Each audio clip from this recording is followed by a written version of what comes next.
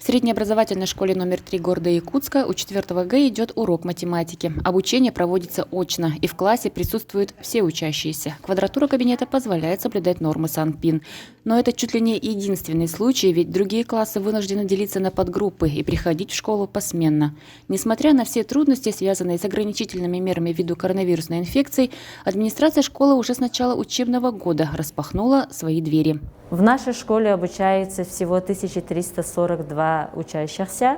Из них в начальной школе ушли на дистанционную форму обучения по заявлению родителей 11 обучающихся. Из старших классов 33 ученика ушли по заявлению родителей. В системе образования мы выбрали смешанную форму обучения в связи с пандемией.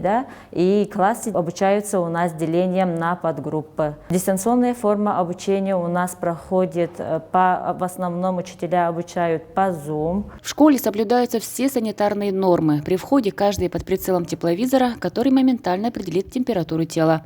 В классах установлены рециркуляторы, есть антисептические дозаторы, после уроков кабинеты проветривают. Из 75 учителей вакцинацию от коронавируса прошли 19 человек. Если брать статистику с февраля прошлого года по конкретно сегодняшнее число, официально у нас переболевших 2 детей. Они же имеют право не сообщать, поэтому кто был на дистанте, возможно, переболели.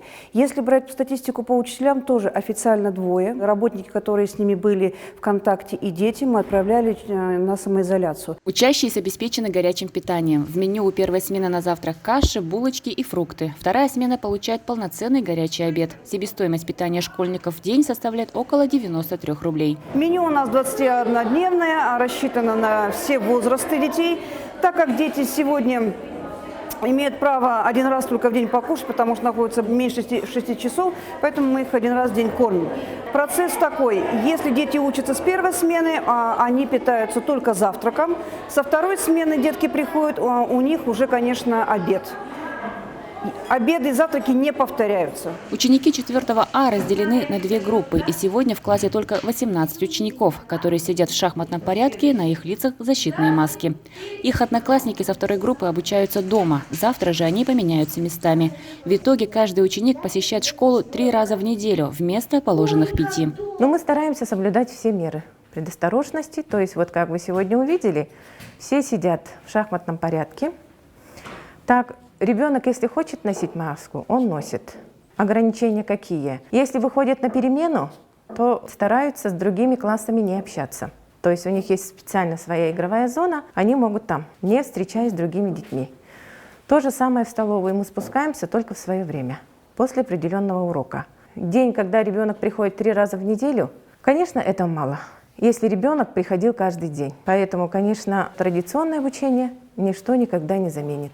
Лучше всего о тяготах дистанционного обучения знают сами дети, которые ждут, когда все вернется в прежнее доковидное русло. Мы учимся посменно, через день. Удобнее, когда учимся каждый день, что всегда можно что-то спросить у учителя. Когда весь день сидишь дома, то учителя не спросишь, и как-то приходится самому все понимать.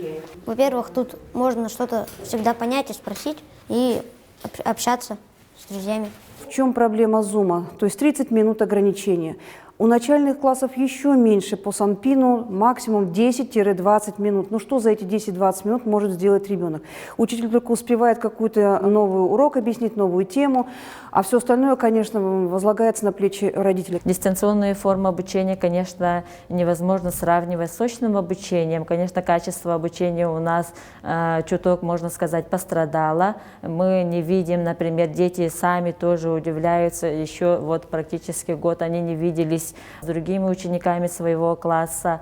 Даже мероприятия у нас проходят отдельно по классам. Вначале это было для них как игра дистанционно, подключаются, с детьми не видят, учитель через экран только видит. Сейчас сразу же они в начале учебного года уже хотели все выйти на очное обучение. Год назад все школы в республике были вынуждены уйти на дистанционное обучение. И ученики, вначале принявшие такой формат за своего рода игру, теперь уже ждут не дождутся, когда снова смогут приходить все вместе в родную школу. Надежда Ефимова, Денис Попов, ЕСЯ.